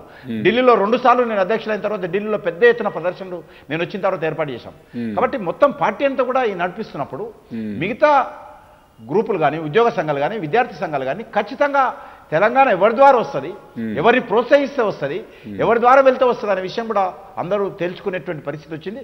ఆ దిశలో రానున్న రోజుల్లో కాలమే నిర్ణయిస్తుంది. కిషన్ రెడ్డి గారు, ఇంకొకటి, తెలంగాణలో సీన్ చూస్తే 4 పార్టీలు కనబడుతున్నాయి ఆల్రెడీ. ఆంధ్రాలో కన్నా డిఫరెంట్గా తెలంగాణలో 4 పార్టీలు, మీ పార్టీతో కలిపితే 5 పార్టీలు. అందరూ ఎవరికి వాళ్ళు ఒంటరిగా పోటీ చేస్తున్నారు. మొదటిసారిగా టీఆర్ఎస్ ఒంటరిగా పోటీ చేయడానికి సిద్ధపడుతుంది. సో వాళ్ళు బడ్జెట్లోగా వస్తే వచ్చినట్టు, లేకపోతే తెలంగాణ రాదు కాబట్టి ఎన్నికల్లోనే తెలుసుకుందాం అన్న ధోరణిలో టీఆర్ఎస్ అన్నిటికీ ప్రిపేర్ అవుతుంది. సరే ఈలోగా తెలంగాణ ఇవ్వదలుచుకుంటే టీఆర్ఎస్తో కలిసి పనిచేయడానికి కాంగ్రెస్ పార్టీ ట్రై చేస్తుంది. అప్పుడు టీఆర్ఎస్ కాంగ్రెస్ కలిస్తే తెలంగాణలో మళ్ళీ సినేరియో మారిపోతుంది, ఎవరి దారి వాళ్ళది. సరే మనం భవిష్యత్తు మనం ఏం చెప్పలేము అనుకోండి, కాంబినేషన్స్ ఇవన్నీ కూడా. బట్ జనరల్గా చూస్తే ఇప్పుడున్న సినేరియో ప్రకారం చూస్తే ఆ 4 ప్లస్ భారతీయ జనతా పార్టీ 5 పార్టీలు ఇండిపెండెంట్గా పోటీ చేసే పరిస్థితి ఉంది. ఎలాంటి పరిస్థితి, ఎన్నికల వాతావరణం ఎలా ఉండబోతుందంటారు? ఎవరికి నష్టం అంటారు? మీరు భారతీయ జనతా పార్టీ కానీ లేకపోతే టీఆర్ఎస్ కానీ తెలంగాణ ఖచ్చితంగా కట్టుబడిన స్పష్టంగా ఉన్న పార్టీలు ఓట్లు చీలిపోయే అవకాశం లేదా? మీలో మీరు పోటాడుకుంటే కనీసం సీట్ అడ్జస్ట్మెంట్స్ అన్న జేఏసీ ఆధ్వర్యంలో కానీ ఇతరత్ర కానీ సీట్ అడ్జస్ట్మెంట్స్ అన్న చేసుకునే ఛాన్స్ ఏమన్నా ఉందా? లేకపోతే మనకి ఎందుకు మైనారిటీ ఓట్స్ రావు కాబట్టి భారతీయ జనతా పార్టీ ఉంది. ఢిల్లీ లెవెల్లో భారతీయ జనతా పార్టీతో కూడిన ఎన్డీఏ తోటి మనం కలిసి పనిచేద్దాం. బట్ హైదరాబాద్లో మాత్రం తెలంగాణలో మాత్రం మనకి బీజేపీతో వల్ల నష్టం జరుగుతుంది. ముస్లిం ఓట్లు అని, మైనారిటీ ఓట్లు, క్రిస్టియన్ ఓట్లు కానీ టీఆర్ఎస్ దూరంగా పెడుతుంది. ఎట్లా చూస్తారు ఈ 2 పద్ధతులని? ఢిల్లీలో పద్ధతి, హైదరాబాద్లో పద్ధతి. మీరు అన్నటువంటి విషయం వాస్తవమే. కొంత ఓటు విడిపోయేటువంటి పరిస్థితి ఉంటుంది. తెలంగాణకు సంబంధించినటువంటి తెలంగాణ కావాలనుకునేటువంటి ప్రజలు ఎవరైతే ఉన్నారో వాళ్ళు ఎవరికి ఓటేయాలో కొంత గందరగోళమైనటువంటి పరిస్థితి వస్తుంది. కానీ ఒకటి విషయం ఈ సందర్భానికి మనం చేస్తున్నాను, ఈరోజు కాంగ్రెస్ పార్టీని ఇంకా విశ్వసించే అవకాశం లేదు. కాంగ్రెస్ పార్టీ ఎంపీలే స్వయంగా వాళ్ళు పార్లమెంట్ స్తంభింపేస్తే, పార్లమెంట్ గేట్ కాడ ధర్నాలు చేస్తే, ముఖ్యమంత్రి ఇంటి కాడ ధర్నాలు చేస్తే వాళ్ళని అరెస్ట్ చేస్తున్నారు తప్ప కాంగ్రెస్ పార్టీ తెలంగాణ ఇవ్వడం లేదు. ఇప్పుడు కాంగ్రెస్ పార్టీ ఇవ్వనప్పుడు ఈరోజు తెలంగాణ ప్రజలు తెలుసుకోవాల్సినటువంటి అవసరం ఉంది, ఎవరి ద్వారా తెలంగాణ వస్తుంది. కాంగ్రెస్ పార్టీ సొంత ఎంపీలు ధర్నా చేసినప్పుడు, ఒకరు కాదు ఇద్దరు కాదు, 8 మంది ఎంపీలు పార్లమెంట్ గేట్ కాడ ధర్నాలో కూర్చున్నారు. అయినా తెలంగాణ గురించి పట్టించుకోవడం లేదు, బైకాట్ చేశారు, తెలంగాణ గురించి ఇవ్వడం లేదు. కాబట్టి ఈ నేపథ్యంలో ఈరోజు తెలంగాణ ప్రజలకు భారతీయ జనతా పార్టీ తరఫున రానున్న రోజుల్లో ఇదే పరిస్థితి వస్తే మేము అప్పీల్ చేయబోతున్నాం. మేము ఖచ్చితంగా ప్రజల ముందు వాస్తవాలు చెప్పబోతున్నాం. కాంగ్రెస్ పార్టీ కాదంటే, కాంగ్రెస్ పార్టీ తెలంగాణ ఇవ్వకపోతే ఎవరి ద్వారా తెలంగాణ వస్తుందో తెలంగాణ ప్రజలు తెలుసుకోవటువంటి పరిస్థితి వస్తుంది. తప్పకుండా మేము ఎందుకు ముందు పడతలేమంటే మేము ఓట్ల కోసం, సీట్ల కోసం మేము ఆలోచన చేయడం లేదు. కాబట్టే మేము ఇప్పుడు ఈ విషయాలని చెప్పడం లేదు. మాకు ఇప్పుడు కూడా మేమేం చెప్తా ఉన్నాము, కాంగ్రెస్ పార్టీ ఇచ్చిన మాట ప్రకారము మీరు తెలంగాణ బిల్లు పెడితే మేము సపోర్ట్ చేస్తాము అనే విషయం అంటున్నాం తప్ప మీరు మాకే ఓట్లు వేయాలి అని మేము అడగడం లేదు, మేమే సీట్లు గెలవాలని అడగడం లేదు. అదే పరిస్థితి వచ్చినప్పుడు తప్పకుండా ప్రజలకు వాస్తవాలు చెప్పాలి. అప్పుడు దాగుడుమూతలు చేస్తే మళ్ళీ తెలంగాణకు అన్యాయం జరుగుతుంది.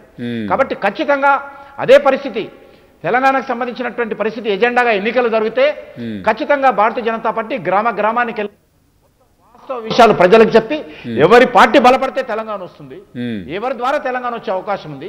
జాతీయ పార్టీలైనటువంటి కాంగ్రెస్ పార్టీ తెలంగాణకు మోసం చేస్తే ఈరోజు తెలంగాణ ప్రజలకు ఆశాకిరణం భారతీయ జనతా పార్టీ మాత్రమే. కాబట్టి ఆ విషయాన్ని ఖచ్చితంగా ఎన్నికల ముందు చెప్తాం. మేము ఇప్పుడు చెప్పము, ఇప్పుడు ఆ ఎజెండా పెట్టుకొని ప్రజల మీదకి వెళ్ళాం.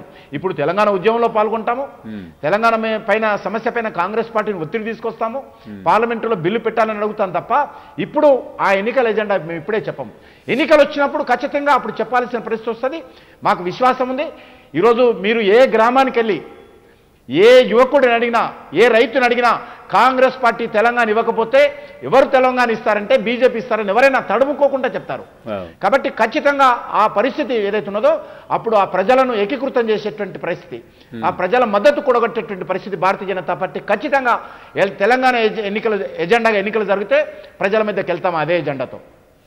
అంటే టీఆర్ఎస్ ఒక మాట చెప్తుందండి, మనకి మీరు సీట్లు ఇవ్వండి, తెలంగాణని గుంజుకొచ్చుకుంటాం మనం, వాళ్ళు మీ ఇస్తే ఇచ్చారు, ఇవ్వకపోతే నెక్స్ట్ ఎన్నికల తర్వాత మీరు మాకు సీట్లు ఇవ్వండి, మేము గుంజుకొస్తాం వాళ్ళ దగ్గర నుంచి, తెలంగాణ ఎవరి కోసం ఇస్తారు అన్నట్టుగా మాట్లాడుతున్నారు.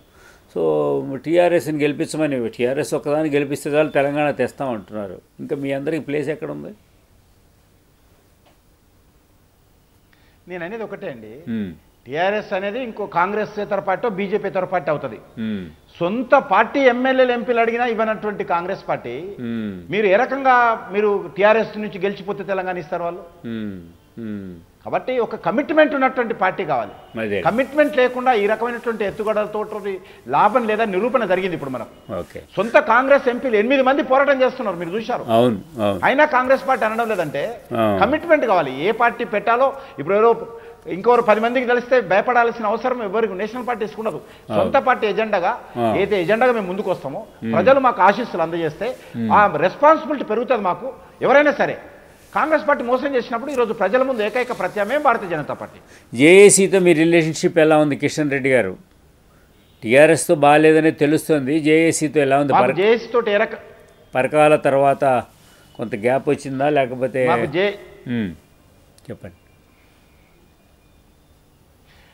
గ్యాప్ మాకు రాలేదు, వేరే పార్టీకి వాళ్ళ గ్యాప్ వస్తే మేము గ్యాప్ పూడ్చడం కోసం ప్రయత్నం చేస్తాం. గ్యాప్ మా కారణంగా రావాలి, ఎందుకంటే మమ్మల్ని కాదని చెప్పి టీఆర్ఎస్ సపోర్ట్ చేశారు జేఏసీ. మేము అయినా కూడా జేఏసీ మీద ఏ రకమైనటువంటి అభ్యంతరాలు లేవు. జేఏసీ మరింత పటిష్టం కావాలి, జేఏసీ మరింత విస్తృతం కావాలి, జేఏసీ నేతృత్వంలో తెలంగాణ సాధించుకోవాలనేటువంటి లక్ష్యంతో ఉన్నాం. ఇప్పుడు జేఏసీకి సంబంధించినటువంటి యాత్రలో భారతీయ జనతా పార్టీ పూర్తి మద్దతు ఇస్తున్నది. చిన్న చిన్న ఏమైనా సంఘటనలున్నా దాన్ని సర్దుకుంటాం తప్ప పూర్తి స్థాయిలో జేఏసీని వీక్నెస్ చేయాలి, మా పార్టీ ఉండాలని మేము కోరుకోవడం లేదు. నాగం జనార్దన్ రెడ్డి గారు ఏంటంటే ఆయన టీఆర్ఎస్లో చేరడానికి సిద్ధంగా ఉన్నట్టు కనబట్టలేదు. ఇప్పుడు జేఏసీలో చేరడానికి కూడా టీఆర్ఎస్ అడ్డుపడుతుంది అన్నట్టుగా ఆయన అన్నాడు. ఆయన చేరితే మాకేం అభ్యంతరం లేదని టీఆర్ఎస్ వాళ్ళు చెప్తున్నారు. వాడు అక్కడ కూడా కొంత గ్యాప్ ఉన్నట్టు కనబడుతుంది. హరీష్ రెడ్డి గారు చేరారు, ఈయన చేరలే, ఆయన ఇండిపెండెంట్గా స్వతంత్రంగా ఉంటారు. భారతీయ జనతా పార్టీకి ఏమన్నా ఆయన దగ్గర నుంచి ఏమైనా ఫెయిలర్స్ కానీ మీ దగ్గర నుంచి ఫెయిలర్స్ కానీ ఏమన్నా వచ్చే అవకాశం ఉందంటారా? భారతీయ జనతా పార్టీకి ఒక ప్రాబ్లం కూడా కిషన్ రెడ్డి గారు, మీరు తెలంగాణ విషయంలో స్పష్టంగా ఉన్నారు, కానీ ఫీల్డ్ లెవెల్లో మీరు కష్టపడుతున్నారు, యాత్రలు చేస్తున్నారు, మీరు చాలా యాత్ర చేశారు, కొంత దానికి ఇంపార్టెన్స్ కూడా వచ్చింది. బట్ అయినప్పటికీ కూడా ఒక భారతీయ జనతా పార్టీ ఒక విన్నింగ్ పార్టీ, ఒక పెద్ద పార్టీగా డెవలప్ అవుతుంది. ఒక ఉత్సాహం, ఒక జోష్ క్రియేట్ చేయాలంటే ఇంకొంతమంది 4-5 స్థానికంగా లీడర్లు జారటము పోవటం, ఇదంతా వాళ్ళు కార్యక్రమాలు చేయటము ఇట్లాంటివి చేస్తే తప్ప ఊపు రాదు. ఆ ఊపు రావడానికి మరి నాగ జనార్దన్ ఇట్లాంటి లీడర్లు కొంతమందిని ఏమన్నా కొంత తీసుకొచ్చుకోవడానికి ప్రయత్నిస్తున్నారా? ఎట్లా ఉంది రెస్పాన్స్, ఎట్లా ఉంటుంది? కొంత మాది ఒక జాతీయ పార్టీ, మా జాతీయ పార్టీకి కొన్ని పరిమితులు ఉంటాయి. మాకు సంబంధించి మేము 2 ప్రాంతాలను బ్యాలెన్స్ చేసుకొని ముందుకు వెళ్లాల్సినటువంటి అవసరం ఉంది. మేము సీమాంధ్ర ప్రజలకు అని సీమాంధ్రకు సంబంధించినటువంటి ఆలోచన విధానాన్ని కానీ మేము వ్యతిరేకంగా మాట్లాడకూడదు. అక్కడ ఉన్నటువంటి రాజకీయ నాయకులు అడ్డుపడితే రాజకీయ నాయకులను విమర్శిస్తాం తప్ప సీమాంధ్ర ప్రజలను మేము ఎప్పుడు కూడా విభజించి పాలించే విధంగా మేము ఎప్పుడు ఉండము. ప్రజల మధ్యలో విభజన మేము కోరుకోవడం లేదు. పరిపాలన సౌలభ్యం కోసం ఆంధ్రప్రదేశ్ను 2 రాష్ట్రాలు విభజించాలనేది మా తీర్మానం. కాబట్టి మాకు ఒకటి అది ఉన్నది. ఈరోజు ముఖ్యంగా జాతీయ స్థాయిలో భారతీయ జనతా పార్టీ కేంద్రంలో అధికారంలో రాబోతుంది, అధికారంలోకి వచ్చిన తర్వాత తెలంగాణ ఇవ్వబోతుంది అనేటువంటి వాతావరణము ఇప్పుడిప్పుడే ప్రజల్లో చర్చ జరుగుతూ ఉంది. కాబట్టి ఖచ్చితంగా మార్చి తర్వాత మీరు అనుకున్నటువంటి సంఘటనలు జరగబోతూ ఉన్నాయి. చాలామంది తెలంగాణ జిల్లాలలో కూడా వెయిట్ చేస్తూ ఉన్నారు. తెలంగాణ రాకపోతే భారతీయ జనతా పార్టీలో చేరి తెలంగాణ ఉద్యమంలో పాల్గొనాలని చాలామంది నాయకులు ఆలోచన చేస్తూ ఉన్నారు, మాతో చర్చలు జరుపుతూ ఉన్నారు. ఖచ్చితంగా మార్చి, ఏప్రిల్, మే తర్వాత చాలామంది నాయకులు భారతీయ జనతా పార్టీలో మీరు చెప్పినటువంటి ఉద్యమం చేయడం కోసం బీజేపీలో చేరేటువంటి అవకాశాలు ఉన్నాయి. ఖచ్చితంగా ఆ సంకేతం ప్రజలకు కనిపిస్తుంది. ఆంధ్ర రాయలసీమల్లో మీ పార్టీ ఎట్లా కొంచెం స్తబ్దుగా ఉన్నట్టుంది. మీరైతే యాక్టివ్గా ఉన్నారు, తెలంగాణ ప్రాంతాల్లో బాగానే ఉన్నారు. ఆంధ్ర రాయలసీమలో వచ్చేటప్పటికి కొంచెం ఇబ్బంది పడుతున్నారు. నిజానికి ఆంధ్ర రాయలసీమల్లో తెలంగాణ ఇష్యూ మీద సమైక్య రాష్ట్రము ఉన్నప్పటికి కూడా ఎన్నికల రాజకీయ పరంగా ఆలోచిస్తున్నారు, రాజకీయ పరంగా సమీకరణలు జరుగుతున్నాయి, రాజకీయ పరంగా ఓటింగ్ జరుగుతున్నట్టు కనబడుతుంది. ఇప్పుడు మన షర్మిలాకి వీళ్ళు చేసిన ఓట్లు జనం వస్తున్నారు. చంద్రబాబు నాయుడు గారికి అయితే మరి వరంగల్ అఖిలపక్ష సమావేశం తీర్మానం తర్వాత అక్కడికి లగడపాటి రాజగోపాల్ గారు వాళ్ళు ఎంత గొడవ చేసినా జనం బ్రహ్మాండంగా వస్తున్నారు. ఆయన కృష్ణా జిల్లా, గుంటూరు జిల్లా, ఈవెన్ కోర్స్ వారు ఖమ్మం, నల్గొండలో కూడా వచ్చారనుకోండి, బట్ గుంటూరు కూడా విపరీతంగా వస్తున్నారు లాస్ట్ 2 days నుంచి. ఈవెన్ ముస్లిం మైనారిటీస్ ఎక్కువ ఉన్న ఏరియాస్లో కూడా బాగా వస్తున్నారు నిన్న. దీన్ని మనం ఎట్లా, మీ పార్టీ అక్కడ రోల్ ఎట్లా ఉంటుంది, మీరు ఎట్లా దీన్ని, మీకు ఎంత క్లారిటీ ఉంది మీకు ఖచ్చితంగా ఆంధ్ర తెలంగాణ అనేది, ఆ విషయంలో ప్రజలను మీరు కన్విన్స్ చేసి ఇది కాదండి మీకు కూడా ఉపయోగం అండి, మంచి క్యాపిటల్ వస్తుంది, మంచి భవిష్యత్తు ఉంటుంది మీకు, ఎందుకు మనం అందరం కలిసి ఉందాము, మనం అందరం తెలుగు వాళ్ళే కదా, 2 రాష్ట్రాలు అయితే ఏముంది, మీరు కన్విన్స్ చేసే ప్రయత్నం చేస్తున్నారా, ఇంకా చేస్తున్నారా, ఎట్లా ఉంది రెస్పాన్స్? పెద్దగా ఉన్నట్టు కనబడట్లా. వాస్తవంగా మేము కొన్ని కార్యక్రమాలు చేపడితే ముందుగా తెలుగుదేశం పార్టీ నాయకులే మీటింగ్లలో వచ్చి అడ్డుకున్నారు చాలా ప్లేస్లలో సీమాంధ్రకు సంబంధించి. కానీ ఇప్పుడు ఆ పరిస్థితి కొంత మారింది. సిపిఐ కూడా మా దారికి వచ్చింది, టీడీపీ కూడా మా దారికి వచ్చింది సీమాంధ్రలో. ఖచ్చితంగా ఈ మార్చి తర్వాత సీమాంధ్రలో కూడా ఈ రకమైనటువంటి కార్యక్రమాలు, ఉద్యమము, ఉధృతం చేసేటువంటి ప్రయత్నం చేస్తాం. ముఖ్యంగా మాది ఒక నేషనల్ పార్టీ కాబట్టి కాంగ్రెస్ వ్యతిరేక వాతావరణం ఏదైతున్నదో ఈరోజు కాంగ్రెస్ పార్టీ దేశంలో పోవాలి అంటే ప్రత్యామ్నాయంగా భారతీయ జనతా పార్టీ రావాలని సీమాంధ్రలో కూడా ప్రజలు కోరుకుంటున్నారు. అది అనేక సర్వేలలో ఇటీవల మేము నిర్వహించిన సర్వేలో కూడా ఏలూరు లాంటి ప్రాంతంలో బలహీనంగా ఉన్నటువంటి ప్రాంతాల్లో కూడా ఈరోజు బీజేపీ కేంద్రంలో అధికారం రావాలి, మేము బలపరుస్తామనేటువంటి పరిస్థితి వస్తూ ఉంది. మీకు అందరికీ తెలుసు, గతంలో 1998లో కాకినాడ రాజమండ్రి పార్లమెంట్ సీట్లు గెలిచాం. ఈరోజు ఆ వాతావరణము చర్చ జరుగుతూ ఉన్నది. ఎంతమంది ఎంత చర్చ జరుపుకున్నప్పుడు కూడా దేశంలో కాంగ్రెస్ పార్టీ పోయినట్లయితే భారతీయ జనతా పార్టీ రావాలంటే ఖచ్చితంగా సీమాంధ్ర ప్రజలు కూడా భారతీయ జనతా పార్టీని మద్దతు ఇచ్చే పరిస్థితి చాలా స్పష్టంగా కనిపిస్తున్నది. కనీసము ఈరోజు మేము మా ప్రధానమంత్రి అభ్యర్థి మేము ప్రకటించిన తర్వాత ఆ వాతావరణము సీమాంధ్రలో కూడా చాలామంది మంచి మంచి అభ్యర్థులు బీజేపీ తరఫున పోటీ చేయాలని ఈరోజు మేధావులు అనేటువంటి వాళ్ళు విద్యావంతులు అనేటువంటి వాళ్ళు రావడానికి ముందుకున్నారు. ఓకే, మనం నేషనల్ పాలిటిక్స్ వద్దాం. మీరు అన్నారు ఇప్పుడు మార్చిలో మన నేషనల్ కౌన్సిల్ మీటింగ్ జరుగుతున్నట్టుంది. ఇటీవల కాలంలో కేంద్రంలో చాలా సంచలనాత్మకమైనటువంటి సంఘటనలు జరుగుతున్నాయి. సో ముఖ్యంగా మోడీ గారు ఆయన యూత్ ఐకాన్ యంగ్ దీని మీద శ్రీరామ్ కాలేజ్ ఆఫ్ కామర్స్ మీటింగ్కి అయితే నేషనల్ ఛానల్స్ అన్నీ మొత్తం గంటలు లైవ్ పెట్టేసినాయి. నేషనల్ ఛానల్ ఫుల్ చేసినాయి. ఇంత హైప్ క్రియేట్ చేస్తున్నారు. ఆయన కాంట్రవర్సీలో ఆయన షైన్ అవుతున్నాడు నరేంద్ర మోడీ. సో మీకు అది పార్టీకి మంచి ఊపు వచ్చినట్టు కనబడుతుంది ఒక దశలో. మరి అఫ్జల్ గురు లేకపోతే కసబ్ చేశారు, మొన్న అఫ్జల్ గురు చేశారు. దాన్ని ఇష్యూ డైవర్ట్ అయిపోయింది, మోడీ నుంచి వేరే విధంగా డైవర్ట్ అయిపోయింది. సో మీరు ఎక్కడ అడ్వాంటేజ్ తీసుకుంటామంటే కాంగ్రెస్ పార్టీ అక్కడ గండి కొట్టడానికి ట్రై చేస్తుంది. మీ యొక్క ఊపని తట్టుకోవడానికి, మీ దెబ్బను తట్టుకోవడానికి కాంగ్రెస్ పార్టీ రాజకీయంగా ఎలాంటి నిర్ణయం తీసుకుందనేటువంటి విమర్శ రోజు రోజుకి పెరుగుతోంది. ఒరిజినల్గా యాక్చువల్గా మీరు వెల్కమ్ చేశారు, అందరూ వెల్కమ్ చేశారు ఫస్ట్ డే అయితే. బట్ తర్వాత చూస్తే వేరే రకమైన కలర్ వస్తూ ఉంది దానికి.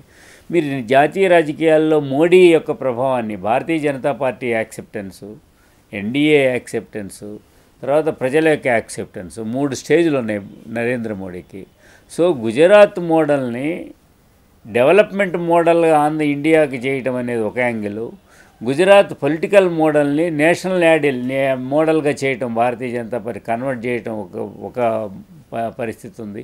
ఈ ఛాలెంజెస్ అన్నిటిని భారతీయ జనతా పార్టీ ఆలోచిస్తుందా? ఎట్లా చేస్తున్నారు? మోడీ ఖాయమైపోయినట్టేనా? మీరైతే మోడీకి సపోర్ట్గానే ఫేవరబుల్గానే ఉన్నట్టు కనబడుతున్నారు. సో పార్టీ కూడా అలాగే ఉందా? ఫస్ట్ ఫేజ్ పార్టీలో గెలవటం మోడీ ఫస్ట్ ఫేజ్ గెలిచే అవకాశం ఉందా మార్చిలో జరిగే కౌన్సిల్ మీటింగ్లో?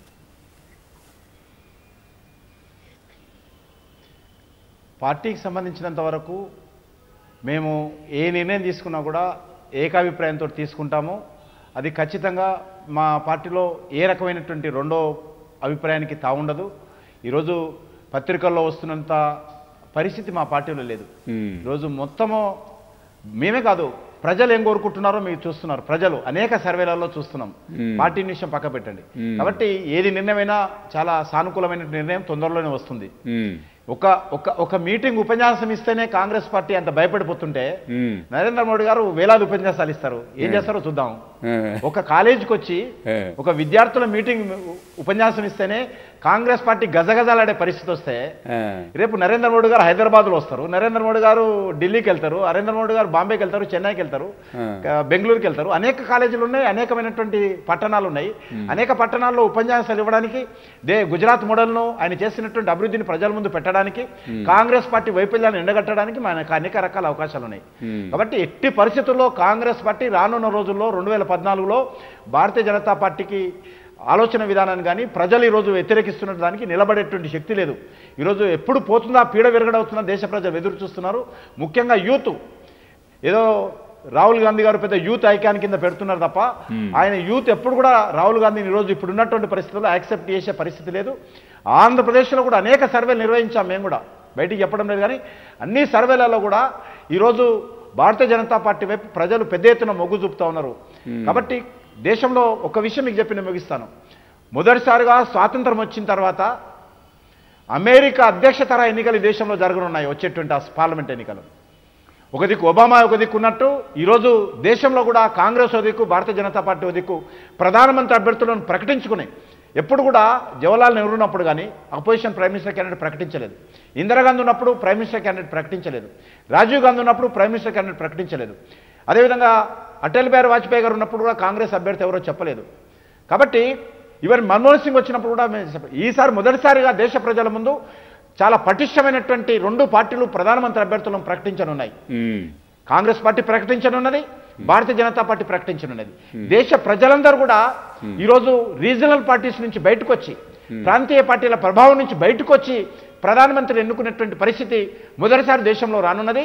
ఆ రకమైనటువంటి వాతావరణంలో 1977లో ఎమర్జెన్సీ తర్వాత ఎన్నికలు జరిగినట్టు ఏ రకమైనటువంటి పరిస్థితి ఉందో ఆ పరిస్థితి ఈరోజు దేశంలో వచ్చేటువంటి అవకాశాలు ఉన్నాయి. నాది చిన్న వాణి కావచ్చు, కానీ నాకు చాలా స్పష్టంగా నేను ఆ దేశమంతా తిరిగాను, రాజకీయ పార్టీలో పనిచేశాను. కాబట్టి ఆ రకమైనటువంటి వాతావరణం దేశంలో తప్పకుండా వస్తుందనేటువంటి విశ్వాసం నాకుంది. కిషన్ రెడ్డి గారు, మీరు పార్టీ పరంగా చెప్తున్నారు కానీ కాంగ్రెస్ పార్టీ తనకు ఉండే లోటుని మిత్రపక్షాలను ఎక్కువ మందిని కూడగట్టుకోవడం ద్వారా పూరించుకోవడానికి ట్రై చేస్తుంది. మరి మీకు ఆ విషయంలో కొంత వెనకబడి ఉన్నట్టున్నారు, లోటు కనపడుతుంది, కరెక్ట్ అనేది? ఈరోజు దేశంలో అనేక రాజకీయ పార్టీలు కూడా పర్సనాలిటీ మీద పనిచేస్తా ఉన్నాయి. మీరు ఇంతకుముందు చెప్పారు, కుటుంబం తర్వాత వాళ్ళ పర్సనాలిటీ. ఈరోజు వచ్చేటువంటి 2014 ఎన్నికల్లో కూడా పర్సనాలిటీ కీలక పాత్ర పోషిస్తుంది. చిన్న పార్టీలో అలయన్స్లతో పనిచేయవు, పర్సనాలిటీ కౌంట్ చేస్తుంది. ఎవరి దేశానికి ప్రధానమంత్రి కావాలి, ఎవరి దేశానికి సమర్థవంత నాయకత్వం ఇస్తారు, ఎవరి దేశంలో అవినీతి నిర్మూలన చేస్తారు, ఎవరి దేశంలో భారతదేశ పరువు ప్రతిష్టలను ప్రపంచంలో నిలబెడతారు అనేటువంటిది ఈరోజు దేశంలో వచ్చేటువంటి రోజుల్లో ప్రజలు ఆలోచన చేస్తున్నారు. అలయన్సులు గ్రూపులు ఏవి చూసేటువంటి పరిస్థితి లేదు. ఈరోజు నేను ఈ మాట చెప్తున్నాను, ఖచ్చితంగా మన రికార్డు ఉంటుంది, మీరు ఎన్నికల తర్వాత కూడా చూస్తారు. కిషన్ రెడ్డి గారు, ఫైనల్ ఒకటి చెప్పండి. జగన్మోహన్ రెడ్డి గారి మీద ఇంత గొడవ జరుగుతున్న భారతీయ జనతా పార్టీ చూడనట్టుగా ఊరుకుంది చాలా కాలంగా. బట్ షర్మిల బ్రదర్ అనిల్ దగ్గరికి వచ్చేటప్పటికి భారతీయ జనతా పార్టీ చాలా తీవ్ర స్థాయిలో అవినీతి వ్యతిరేక ఉద్యమం చేపట్టింది. ఏంటంటారు వాళ్ళకి? ఇందులో ఏమన్నా బ్రదర్ అనిల్ మతపరమైనటువంటి చేస్తున్నాడు, లేకపోతే ఇది మిమ్మల్ని ఇరిటేట్ చేసిందా, లేకపోతే నిజంగా అవినీతి విషయంలోనే కోపం వచ్చి చేస్తున్నారా? ఏంటి వాస్తవం చెప్పండి. ఎందుకంటే అది చాలా కాలంగా నడుస్తుంది, కొత్త విషయం ఏం కాదు. This is only second supplementary ఇది కదా, షర్మిల కానీ లేకపోతే బ్రదర్ అనిల్ కానీ. బట్ ఎందుకు వీళ్ళ మీద ప్రత్యేకంగా మీరు దృష్టి పెట్టి విమర్శలు చేస్తున్నారు? అంటే ప్రభాకర్ గారు దీన్ని హైలైట్ చేశారు, అది పార్టీ ఆమోదం ఉండి చేసిందే కదా, అది వ్యక్తిగతంగా చేసింది కాదుగా. అంతే మా party official spokes person. Okay, అదే అవునండి. ఇప్పుడు ఉదాహరణకు జగన్ విషయంలో జగన్ను విమర్శించే ముందు దానికి కారణం కాంగ్రెస్ పార్టీ, దానికి కారణము కాంగ్రెస్ పార్టీకి సంబంధించినటువంటి సోనియా గాంధీ గారు.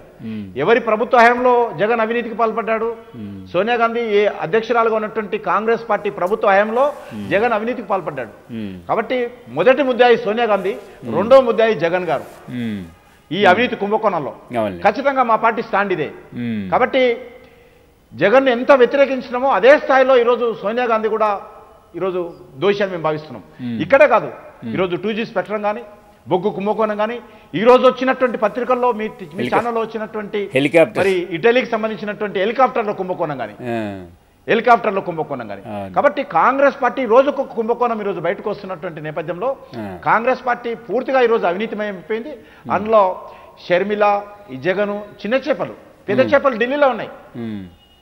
ఇవి చిన్న చేపలు, ఇవన్నీ కూడా చిన్న చేపలు. కాబట్టి భారతీయ జనతా పార్టీ ఒక విషయం మేము మనవి చేస్తా ఉన్నాను, మా అధ్యక్షుడు నితిన్ గడ్కరీ మీద చిన్న ఆరోపణలు వచ్చింది, ప్రభుత్వం చేయాలా, ఏదో వేరొకరు చేస్తే మా అధ్యక్షుల వారు ఎంక్వైరీ చేయమన్నారు. ఇంతవరకు కాంగ్రెస్ పార్టీ ఎంక్వైరీ చేయడం లేదు, ఇన్వెస్టిగేషన్ చేయమని చెప్పిండు. లెటర్ రాసిండు ప్రైమ్ మినిస్టర్కు, president of India Nitin Gadkari గారు, చేయలేదు. కానీ మేము అవినీతి ఆరోపణలు వచ్చిందని చెప్పి ఆయన రాజీనామా, స్వచ్ఛందంగా మా అధ్యక్షులు రాజీనామా చేశారు. అదేవిధంగా కర్ణాటకలో 10 కోట్ల కుంభకోణము మా ముఖ్యమంత్రి మీద వస్తే వెంటనే మేము రాజీనామా చేయించాము. కాబట్టి భారతీయ జనతా పార్టీ అవినీతి విషయంలో జగన్ కానీ, షర్మిల గారు కానీ, సోనియా గాంధీ గారు కానీ ఎవరైనప్పటికీ కూడా మేము చాలా స్పష్టంగా ప్రజల ముందు ఉండాలనేటువంటి నిర్ణయం తీసుకున్నాము. ఆ దిశలోనే మా ఎన్నికల ప్రచారం రానున్న రోజులు ఉంటుంది. మాకు కర్ణాటక ప్రభుత్వం పోయినా పర్వాలేదు, ఖచ్చితంగా మేము నీతివంతంగా ఉండాలి, అవినీతికి వ్యతిరేకంగా ఉండాలి, అవినీతికి దూరంగా ఉండాలి అనేటువంటి నిర్ణయం తీసుకున్నాము. ఈరోజు కర్ణాటకలో మాకు నష్టం జరుగుతుందని తెలిసినప్పటికీ కూడా మేము దాని మీద కాంప్రమైజ్ కావడం లేదు. ఓకే. కాబట్టి భారతీయ జనతా పార్టీ చాలా స్పష్టంగా ఈరోజు అనేక మంది అంటారు బీజేపీ కాంగ్రెస్ ఒకటే కానే కాదు. ఈరోజు యడ్యూరప్ప మీద ఏమంటాడు, సోనియా గాంధీ వాళ్ళ నాయకులను అవినీతి ఆరోపణలు వచ్చినా కూడా రక్షిస్తున్నది, ఎందుకు మీరు నన్ను రక్షించడం లేదని ఈరోజు యడ్యూరప్ప గారు మా పార్టీని ప్రశ్నిస్తున్నాడు, మా పార్టీ జాతీయ నాయకత్వాన్ని ప్రశ్నిస్తున్నాడు. కాబట్టి మేము ఎట్టి పరిస్థితుల్లో మా అద్వానీ గారు కానీ మా పార్టీ నాయకత్వం కానీ ఈ యొక్క అవినీతి విషయంలో మేము కాంప్రమైజ్ అయ్యేటువంటి ప్రసక్తి లేదు. ఖచ్చితంగా రానున్న రోజుల్లో జగన్ అవినీతి విషయంలో కానీ, షర్మిల గారు అవినీతి విషయంలో కానీ, లేకపోతే సోనియా గాంధీ అవినీతి విషయంలో కానీ ఏ విషయం వచ్చినప్పుడు కూడా మేము కరాఖండిగా ఉంటాం తప్ప పక్షపాతంతో ఉండమనేటువంటి విషయం మేము ఈ సందర్భంగా మనం చేస్తాం. అంతేగాని మతపరమైన యాంగిల్ లేదు ఇందులో. అదొకటి యాంగిల్. చాలా దురదృష్టం ఏంటంటే ఈ ఈ ఈ రాష్ట్రంలో మరి గత 7-8 సంవత్సరాలుగా ఎవరైనా వ్యక్తిగతంగా మతం మార్చుకుంటే మాకు ఏ రకమైనటువంటి అభ్యంతరం లేదు. కానీ పేదరికాన్ని, బీదరికాన్ని, నిరక్షరాస్యతను అడ్డం పెట్టుకొని ఈరోజు విదేశాల నుంచి వస్తున్నటువంటి కోట్లాది రూపాయలు ఖర్చు పెట్టి పెద్ద ఎత్తున సామూహికమైనటువంటి మత మార్పిడి జరుగుతూ ఉన్నాయి. ఇది దేశానికి ఏమాత్రం మేలు జరగదు. ఇది అందరూ గుర్తుపెట్టుకోవాలి. ఇదో భారతీయ జనతా పార్టీకి సంబంధించిన విషయం, ఇంకొకరికి సంబంధించిన విషయం కాదు. విదేశాల నుంచి ఒక పథకం ప్రకారము 100,000 కోట్ల రూపాయలు భారతదేశంలో తీసుకొచ్చి భారతదేశంలో అమాయక ప్రజలను, పేద ప్రజలను ఈరోజు మభ్యపెట్టి ఈరోజు వాళ్ళకు సామూహికమైనటువంటి మత మార్పిడి జరుగుతూ ఉంటే ఇన్బ్యాలెన్స్ ఏర్పడతా ఉన్నది. ఏ గ్రామంలో కూడా గతంలో ప్రార్థనా స్థలాలు గత 4-5 సంవత్సరాలుగా 50,000 ప్రార్థనా స్థలాలు కొత్తగా వచ్చాయి. ఎక్కడి నుంచి వచ్చింది డబ్బంతా కూడా? ఎవరు కట్టారు ఇదంతా కూడా? ఎందుకు ఈ రకంగా జరుగుతూ ఉంది? ఎన్నడూ లేని తరతరాలుగా వస్తున్నటువంటి నిన్న మొన్నటి వరకు గుడికెళ్ళవాడు, రాముని కృష్ణుని పూజించేవాడు ఆ విగ్రహాలను తీసి బయటపడేస్తున్నారు, ఫోటోలు తీసి బయటపెడుతున్నారు, నుదుట కుంకుమ తుడిచేసుకొని వస్తున్నారంటే ఇది చాలా ప్రమాదకరమైనటువంటిది. నేను అడిగేది ఒకటే, నేను హిందూగా కావచ్చు కానీ నేను ఏ మతాన్ని విమర్శించాను. మీ దేవుడు మంచోడు కాదు, మీరు మతంలో రా, నేను ఎవరిని అడగను, నేను వ్యతిరేకిస్తాను. ఆ రకంగా ఎవరైనా అడిగినా, హిందూ ఎవరైనా కూడా పోయి నువ్వు క్రిస్టియన్లో మీ దేవుడు మంచోడు కాదు, మీరందరూ హిందూ మతంలోకి రావండి అంటే నేను ఖచ్చితంగా అడ్డుకుంటాను. ఎవరైనా హిందువులపై ముస్లింల దగ్గరికి వెళ్ళి మీ అల్లా మంచోడు కాడు, మా పార్టీలో మా మతంలో చేరండి అంటే నేను ఖచ్చితంగా అడ్డుకుంటాను. అది అదేవిధంగా క్రిస్టియన్స్ కూడా పోయి మీ హిందువుల దేవుడు మంచోళ్ళు కాడు, మీరు మా మతంలో రండి, మా దేవుడు మంచోడు అంటే ఖచ్చితంగా అది కూడా వ్యతిరేకిస్తాను. షర్మిల కాబట్టి ఆ రకంగా ఈరోజు సెక్యులరిజం అంటే అదొక షర్మిల కూడా అదే కదా. ఈరోజు షర్మిల కూడా ఈరోజు ఎంత వీళ్ళది పొలిటికల్ కోట్ల రూపాయలు ఎక్కడి నుంచి వస్తున్నాయి, పొలిటికల్ యాంగిల్ ఉంది. అది చెప్పండి. ఈరోజు మన బ్రదర్ అనిల్ బహిరంగ సభలలో పెట్టి జగన్కు మద్దతు అడుగుతా ఉన్నాడు. మతం పేరు మీద బహిరంగ సభలు పెట్టి మద్దతు అడుగుతా ఉన్నాడు. ఎక్కడి నుంచి వస్తుంది ఆ డబ్బు? ఎవరు ఇస్తున్నారు డబ్బు? ఎవరు ప్రచారం చేస్తున్నారు? ఇదన్నీ కూడా తెలియాల్సినటువంటి అవసరం ఉంది. ఓకే అండి, థ్యాంక్స్ అండి కిషన్ రెడ్డి గారు. థ్యాంక్ యూ వెరీ మచ్ అండి. థ్యాంక్స్ అండి. థ్యాంక్ యూ అండి కిషన్ రెడ్డి గారు లైవ్లో పాల్గొన్నందుకు. Thank you sir. ఇది వాళ్ళ editors time. For more details stay tuned to మహా న్యూస్.